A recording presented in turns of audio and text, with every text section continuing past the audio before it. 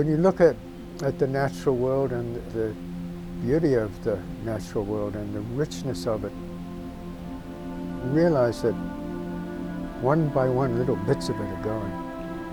You really start to, I think, reflect on the importance of keeping this world happening. We get doom and gloom reports that are really devastating to our souls, and I just want to tell people things are really bad and we do need to act now. But don't give up.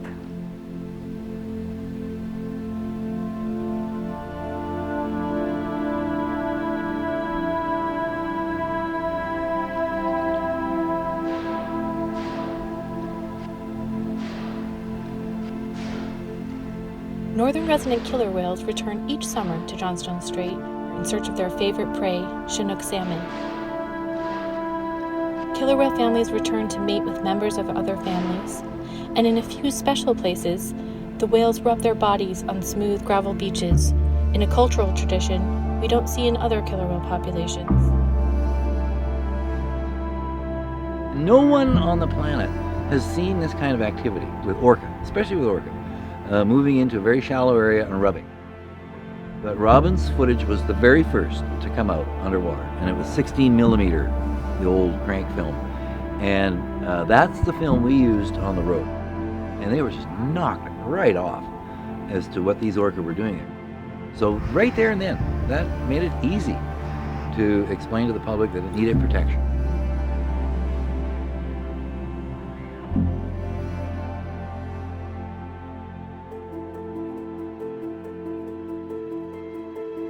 So there was 5 of us that put this program together. We called it the Robson Bight Preservation Committee.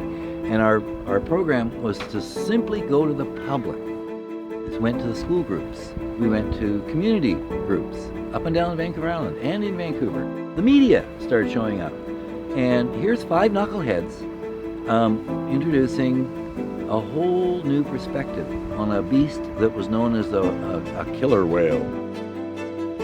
The interview with Grant Ainscough, the Vice President and Chief Forester of McMillan Bloedel. He said, well, this is the way we do business. And I said, have you heard about that there are killer whales there? And then he said, for me, the immortal line, they'll probably just rub on the logs. And that was a really nice way to kind of show the contrast. This was the first poster we put out. And it just simply said, what does it mean to save the whales if we destroy their habitat? It just, in a nutshell, would educate the public worldwide. This little poster went around the globe. By 1982, it became the first ecological reserve on the planet designated for orca and not humans. Never been done before. When you're up against a big machine, in this case, in those days, the forest industry, we felt hopeless. Again, by 1982, that's when we all just went, wow.